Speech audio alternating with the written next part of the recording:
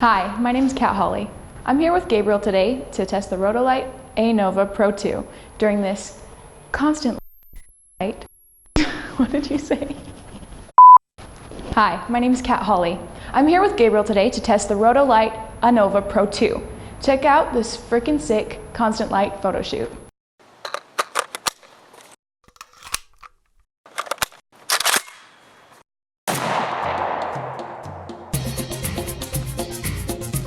Hello guys, today I'm going to be reviewing the Anova Pro 2.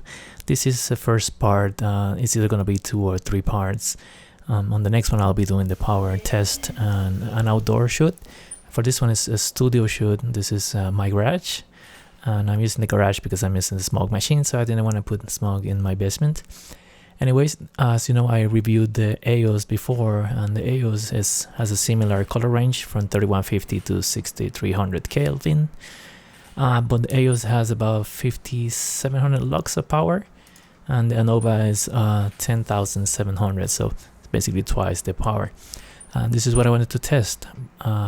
Outdoors, when I tested the EOS, I liked it, but I felt that it just didn't have enough power for the type of shoot that I do. For indoors, it's a better option. Now the Anova, in this video you can see that I'm using a softbox modifier that they have, and it helps. I just felt that it's not a lot bigger than the light on its own, so it still doesn't give me all the coverage that I would like, but it still helps definitely.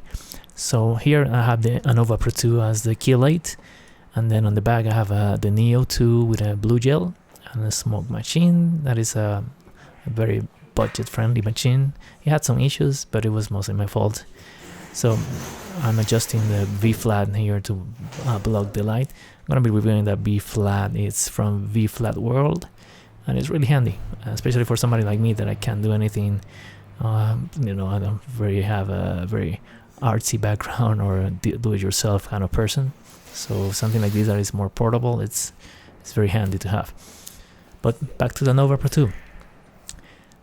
I have the controls, and I'm going to be showing this on the video for power test. I'm going to be showing the back of the unit just so you can see some of the controls and adjustments, but it's kind of like a big Neo 2, so not a lot of difference. So my experience shooting indoors, it was pretty positive, aside from having the limitations of the coverage, like an even coverage of a full body shot because of how small the softbox is, and having to deal with the distance to the softbox to keep the kind of light fall off that I want. I like to have a bigger light source if possible, but still the color rendition is fantastic with that CRI rating of 96. It shows how beautiful skin colors look, and you will see some of the sample photos that I'm inserting in the video. So when it comes to that and being able to adjust the temperature freely, it's very handy, definitely. Power wise, I can definitely see that it's more powerful than the EOS, no questions about it. I'm actually going to be testing it against a couple of very budget friendly alternatives from Godox, the SL200, the 150, and I got those later, so I still can compare the power ratings when I do the video. I had the SL60 at the time when I got the Anova, but I couldn't actually do a comparison of the actual quality of the image because the Godox that I got had that green tint, which I've seen some people report on some units. I had 3 already, only one had the issue, so hopefully that was a fluke. But I'm going to be doing a review of those units too, because those have the advantage of being able to use any Bowen modifier, which I like. Besides those Godox versions, there's also one that I'm going to be testing, and seems to be even better deal than the Godox, if you want to believe that. From the test that I saw, the SL100 was actually almost 2 stops underpowered compared to this other cheaper alternative.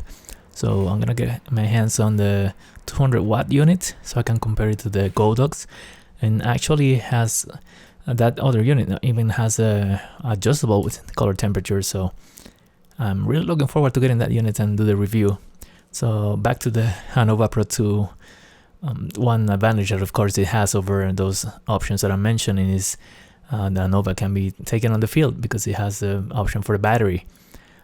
Still, it's kind of big, it's kind of heavy and a bit bulky to carry, but you have that option if you want constant light outdoors. And then when I do the outdoor test, well, I'll give you some more feedback on how I feel about it, how it works compared to using strobes and things like that.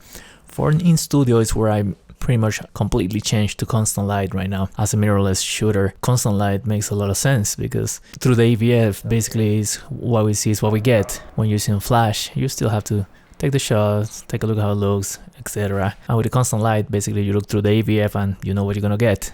Makes it a lot easier to play with the light and shadows, the light fall off on your subject's face and things like that. You can fine tune it even before you even press the button.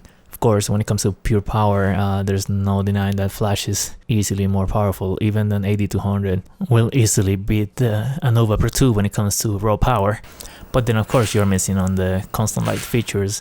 And remember that the Anova Pro 2, just like the Neo 2, has a lot of video features like special effects like lighting, fireplace and things like that. That it's a lot of things that you cannot do with a regular speedlight.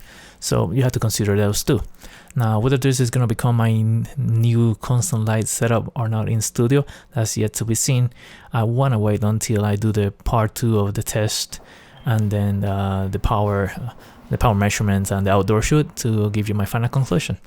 But for now, it's doing good, but I don't think it's giving me much advantage versus the EOS, which was cheaper. So we'll see how the outdoor works out, and then I'll be able to make a call. Then I'll also be comparing to the Godox that I mentioned and the other alternative that I mentioned earlier that uses bow and mount modifiers. Then I'll finally be able to make a call. But this is a great product. The price is about $1,800, so it's pretty steep. So you'll have to decide whether you can take advantage of all the features that it has, or if you're just better off with a cheaper alternative than the ones that I mentioned earlier. So hold on tight. Wait for my next video where I will be testing the power and outdoors, and then you can make a wise decision where you need to spend your money. So subscribe, like, comment, and hit that bell icon so you get my notification when I post the follow-up video. Thank you for watching.